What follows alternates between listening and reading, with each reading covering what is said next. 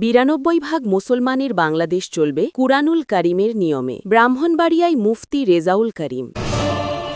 দেখছেন digitalbrahmanbaria.com। আমরা স্বাধীনতা ও উন্নয়নে বিশ্বাসী। ইসলামী আন্দোলন বাংলাদেশের আমির মুফতি সৈয়দ রেজাউল করিম বলেছেন, ৯২ ভাগ মুসলমানের বাংলাদেশ চলবে কুরআনুল কারীমের নিয়মে। কারণ এদেশের শিশুরা আজানের ধ্বনিতে ঘুম থেকে জেগে ওঠে, আবার ঘরে মায়ের কোলে ফিরে যায়।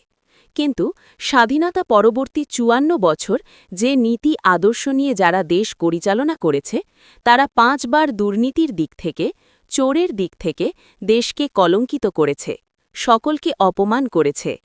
তিনি আজ সোমবার দুপুরে ব্রাহ্মণবাড়িয়ার সরাইলে ইসলামী আন্দোলন বাংলাদেশ মনোনীত ব্রাহ্মণবাড়িয়া ২ আসনের প্রার্থী নেসার আহম্মদ আন নাসিরির সমর্থনে আয়োজিত নির্বাচনী জনসভায় প্রধান অতিথির বক্তব্যে তিনি এসব কথা বলেন। রেজাউল করিম আরও বলেন, বিএনপি এবং জামায়াতে ইসলামীর সঙ্গে যারা জোটবদ্ধ হয়ে নির্বাচন করছে, তারা তাদের অবস্থান পরিষ্কার করেছে যে তারা কুরআন ও ইসলাম অনুযায়ী দেশ পরিচালনা করবে না। একমাত্র ইসলামী আন্দোলনই পরিষ্কার করেছে তারা কুরআন ইসলাম অনুযায়ী দেশ পরিচালনা করব। তাই ইসলামী আন্দোলন বাংলাদেশ বিজয়ী হয়ে রাষ্ট্র পরিচালনা করতে পারলে কেবল মুসলমানই নয়, বরং অন্য জাতি থেকে শুরু করে পিপিলিকার স্বাধীনতা ইসলামের নীতি আদর্শে নিশ্চিত হবে। তিনি আরও বলেন, আমরা কিন্তু সমঝোতায় চলছিলাম। আমরা প্রথমে ৫ দল একসঙ্গে চলছিলাম একটা বাক্সে দেওয়ার জন্যে ইসলামের পক্ষে। পথচলায় সেখানে এসে যোগদান করেছিল জামায়াত, তার সাথে আরও ২-১টা দল। আমাদের ঘোষণা ছিল আমরা বাক্স দেব ইসলামের পক্ষে একটা। কিন্তু তারা দেখল সারা দেশের ভেতরে মানুষ এর পক্ষে ভোট দেওয়ার জন্যে তারা সিদ্ধান্ত গ্রহণ করেছে, তখন তারা ক্ষমতাপ্রেমিক হয়ে ক্ষমতার লোভে ইসলামকে সরিয়ে রাষ্ট্র পরিচালনা করবে, প্রচলিত গণতন্ত্রের নিয়ম আইন অনুযায়ী। আমরা কি আর এই নিয়মে থাকতে পারি, সমঝোতায় থাকতে পারি? এজন্যই আমরা ইসলামের পক্ষের বাক্স আলাদা করার জন্যে হাতপাখা প্রতীক নিয়ে সারা দেশে ২৫৮টি আসনে নির্বাচন করছি। ইসলামী আন্দোলন বাংলাদেশের ব্রাহ্মণবাড়িয়া ২ আসনের নির্বাচন পরিচালনা কমিটির সভাপতি আব্দুল হামিদের সভাপতিত্বে জনসভায় বক্তব্য রাখেন ইসলামী আন্দোলন বাংলাদেশের কেন্দ্রীয় নির্বাহী সদস্য মুফতি রেজাউল করিম আবরার, ব্রাহ্মণবাড়িয়া ৩ আসনের প্রার্থী গাজী নিয়াজুল করিম, প্রচার ও দাওয়া সম্পাদক আবু হানিফ ও কার্যনির্বাহী সদস্য সৈয়দ আনোয়ার আহমদ প্রমুখ।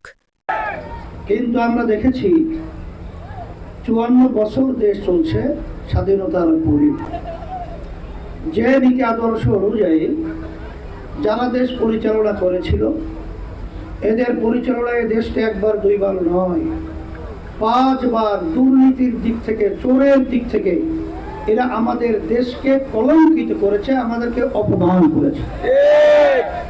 আর আপনাদের আমি বলবো ভাগ্য যে আপনাদের এই আসনে আমরা যাকে প্রার্থী দিয়েছি, সে বারবার কুরআনুল কারীমকে এর প্রতিযোগিতায় তামাম দুনিয়ার মধ্যে অন্যান্য যারা দেশ পরিচালনা করেছে আমাদেরকে করছে অপমানিত। আর আমাদের নেসারউদ্দিন সাহেব নাসিরি, সে আমাদেরকে করেছে তামাম বিশ্বের ভিতরে সম্মানিত।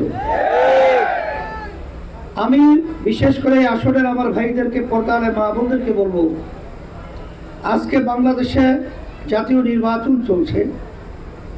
২০২৬ ১২ই ফেব্রুয়ারি জাতীয় নির্বাচন হবে। যারা বিশেষ করে প্রতিদ্বন্দ্বিতায় আছে, আপনারা জানেন এর ভিতরে বিশেষ করে বিএনপির সাথে যারা জোটবদ্ধ হয়ে নির্বাচন করছে, আর জামাতের নেতৃত্বে যারা নাকি জোটবদ্ধ হয়ে নির্বাচন করছে, তারা কিন্তু আমাদের সামনে পরিষ্কারভাবে আজকে পরিষ্কার করেছে যে তারা কুরআনুল কারীম অনুযায়ী, ইসলাম অনুযায়ী তারা দেশ পরিচালনা করবে না। একমাত্র ইসলামী আন্দোলন বাংলাদেশ আমরা পরিষ্কার করেছি, আল্লাহ যদি আমাদেরকে কবুল করেন, আল্লাহ যদি আমাদেরকে বিজয় করেন, কারণ বারবার মানব রচিত নিয়ম নীতি আদর্শের মাধ্যমে আমরা তাদের মাধ্যমে যা চেয়েছি তা পাই নাই। কিন্তু কোরআনুল কারীম অনুযায়ী যদি আমরা রাষ্ট্র পরিচালনা করতে পারি, তাহলে ইতিহাস পড়লে দেখবেন শুধু মুসলমানই নয়, শুধু অন্য জাতি নয়, এমনকি একটা ছোট্ট পিপিলিকা পর্যন্ত তার স্বাধীনতার নিশ্চয়তা গ্যারান্টি এই ইসলামী নীতি আদর্শ, কোরআনুল কারীমের নীতি আদর্শে, এটা কিন্তু বাস্তবতা। সেই হিসাবে আমি বলবো, আমরা কিন্তু সমঝোতায় চলছিলাম। আমাদের সাথে প্রথম 5 দল ইসলামের দল, আপনার কওমি ঘরানা সহ সহি ধারার ছিল। আমরা একত্রে চলছিলাম একটা বাক্স দেওয়ার জন্য ইসলামের পক্ষে। পথ চলায় সেখানে এসে যোগদান এসেছিল জামাত, তার সাথে আরো 2-1টা দল। কিন্তু আমাদের ঘোষণা ছিল আমরা বাক্স দেব ইসলামের পক্ষে একটা।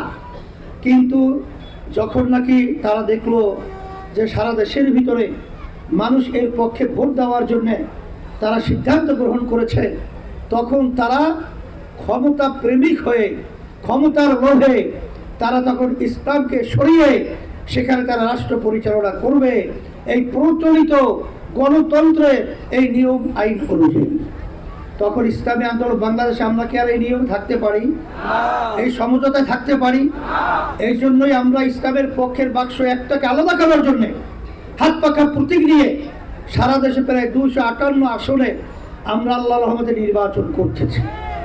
সারা দেশে আমরা ঘোরার পরে দেখেছি যে আজকে সারা দেশের মানুষের মধ্যে ইসলামী আন্দোলন বাংলাদেশ এবং ইসলামের পক্ষে হাত পাখা প্রতীকের পক্ষে আজকে মানুষের আলহামদুলিল্লাহ সারা অনেক অংশে আল্লাহর রহমতে আমরা যেটা লক্ষ্য করেছি।